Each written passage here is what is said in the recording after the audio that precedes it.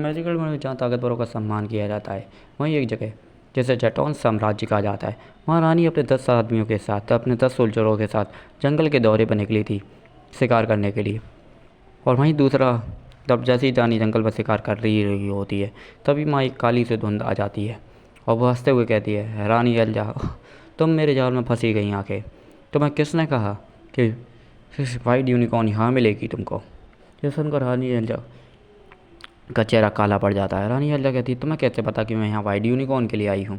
जिस पर वो चेहरा जैसे ही काला धुआं धरता है तो उसमें एक काला आदमी दिखाई देता है जिसके 2 सिंह होते हैं। वो कहता है, मैं डीमन किंग हूँ। मैंने ये अफवाह फैलाई थी कि ब्लैक वाइट यूनिकॉर्न इस जंगल में मौजूद है ताकि तुम यहाँ आओ और मैं तुम्हारा इस्तेमाल कर पूरे जेटॉन साम्राज्य पर राज कर सकूँ।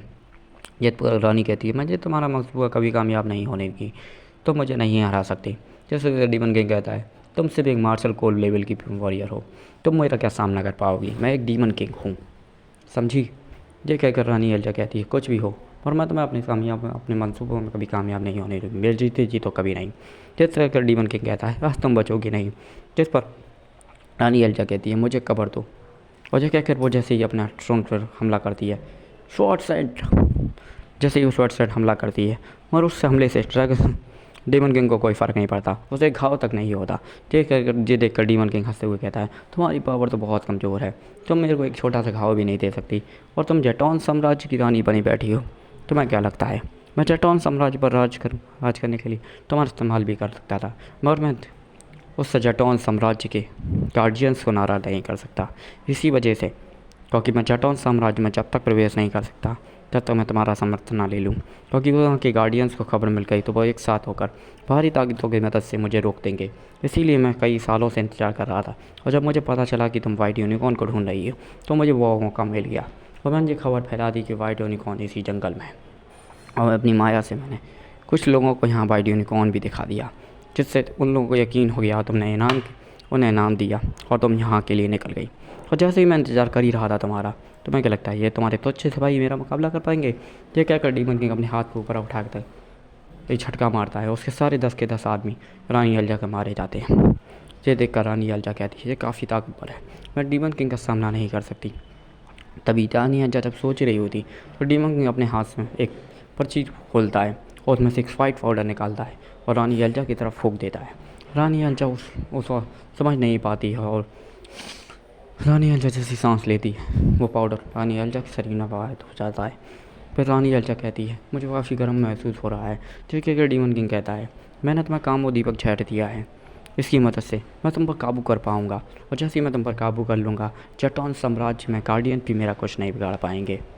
क्या तुम अच्छे से जानती हो कि जेटॉन परिवार की रानी जब मेरे साथ होगी तो मैं वहाँ का राजा कहलाऊँगा, इसीलिए वो उनकी गार्डियंस भी मेरा कुछ नहीं बिगाड़ सकते। अब तुम बच नहीं पाओगी। रानी एल्जा कहती है, मैं जेटॉन साम्राज्य को तुम जैसे घटिया आदमी के हाथ में कभी नहीं जाने दूंगी, तुम जैसे डीमन किंग जो कभी असुरों को कभी नहीं मिलेगा। ये कहकर रानी एल्जा अपने पास से एक वाइट टोकन निकालती है, उसे तोड़ देती है। जैसे ही वाइट टोकन को डीमन किंग देखता है उसका चेहरा काला पड़ जाता है। वो कहता है, स्थानीय टोकन। जब तक डीमन किंग कुछ कह पाता, रानी एल्जा वहाँ से गायब हो जाती है। रानी एल्जा वहाँ से गायब होकर दूर ही एक पहाड़ी के एक छोटे से ऊंचे से मकान में के बाहर पहुँचती है तो टूटा फूटा सा था। रानी एल्जा वहाँ जाती है। रानी एल्जा के जैसे अंदर जाती है, वहाँ 15 से 16 साल का युवक वहाँ बाहर बैठा होता है और फिशिंग कर रहा होता है। और रानी एल्जा को देख कर कहता है, मैम आप ठीक तो हैं? पर रानी एल्जा को क्या पता, रानी एल्जा को कामोदीपक शहर का असर हो चुका था, वो अपने होश खो चुकी थी। जैसे ही वो उस आदमी जैसी वो लड़का रानी एल्जा के करीब आता है, रानी एल्जा उसे पकड़ लेती है और अपने कपड़े उतारना चालू कर देती है। रानी एल्जा उसे चूमने लगती है। धीरे धीरे वो अपना संतुलन खोने लगती है। यह देखकर वो लड़का कहता है, आप क्या कह रही हैं मैम? आप क्या कर रही हैं? अपने आप को संभालिए, आप क्या कर रही हैं? जिस पर रानी एल्जा कहती है, मेरी मदद करो, मैं अब और सहन नहीं कर सकती। जिस पर वो लड़का कहता है, मैम मैं आपकी मदद तो कर सकता हूँ, बस मेरी एक शर्त है, आपको मुझसे विवाह करना होगा। जिस सुनकर रानी एल्जा कहती है, मैं कुछ भी करने को तैयार हूँ, बस मुझे इससे छुटकारा दिला दो। जिस सुनकर वो लड़का कहता है, ठीक है रानी, ठीक है मैम। जो कहकर वो अपने हाथ पे एक कट लगाता है और रानी एल्जा की मांग भर देता है।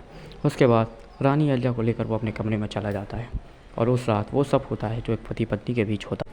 उस रात के बाद जब वो दोनों उठते हैं तो रानी अहिल्या अपने आप को जब रानी अहिल्या की आँख सब सुबह उठती है, रानी अहिल्या अपने आप को एक बिस्तर में पाती है।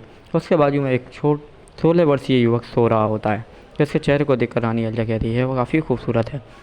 उसके बाद रानी अहिल्या को कल हुई सारी बातें याद आ जाती हैं, उस रात की याद भी जो उसने उस लड़के के साथ बिताई थी।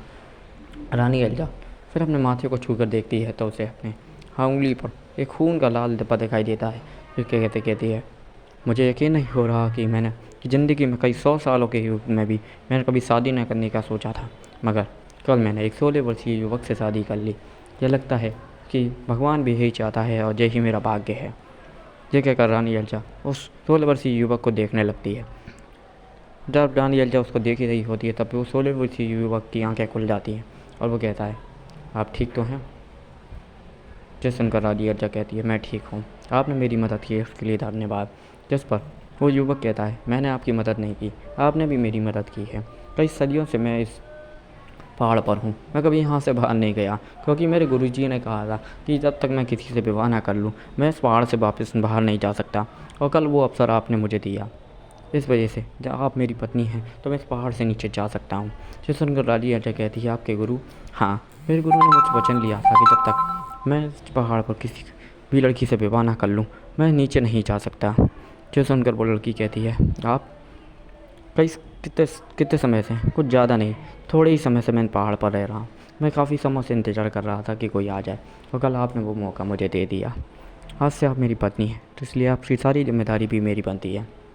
आप चिंता ना करें, अब आपको कोई भी हानि नहीं पहुंचा पाएगा, चाहे वो कोई भी हो। जो सुनकर रानी अहिल्या अपने मन में कहती है कि 16 वर्षीय युवक कितना बढ़िया है, उम्र कम है, स्ट्रेंथ नहीं है, कुछ नहीं है, पर फिर भी मेरी रक्षा करने की बात करता है।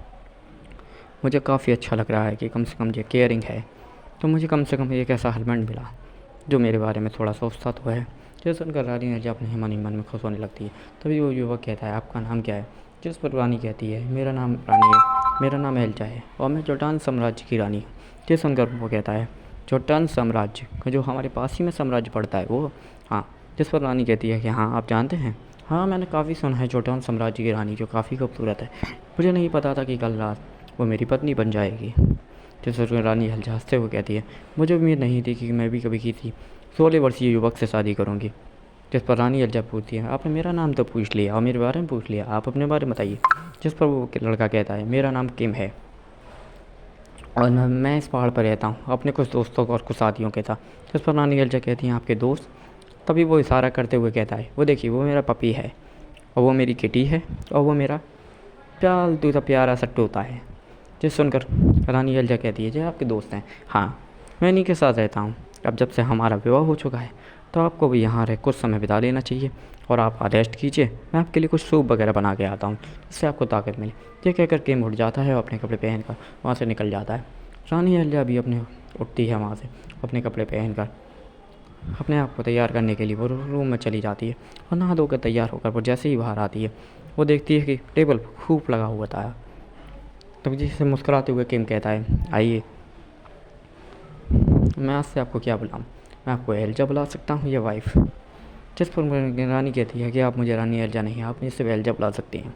जिस पर किम कहता है एल्जा बैठो।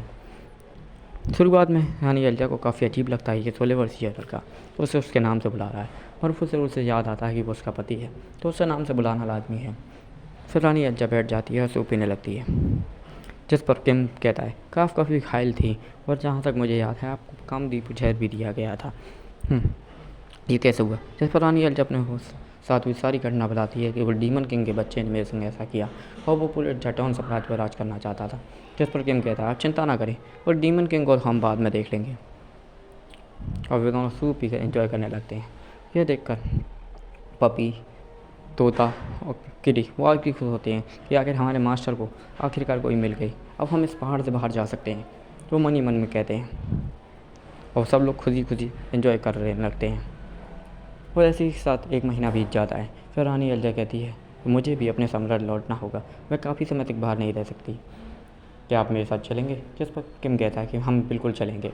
तो साथ वो सब लोग कहते हैं कि चलो मैं अपने सारी पैकिंग कर लेता हूँ, अपने साथियों को तैयार कर लेता हूँ, फिर हम चलेंगे। आगे का एपिसोड सुनने के लिए हमारे चैनल है जस्ट सब्सक्राइब करें, वीडियो को लाइक करें और शेयर करें। फिर मिलेंगे दोस्तों बाद में, बाय।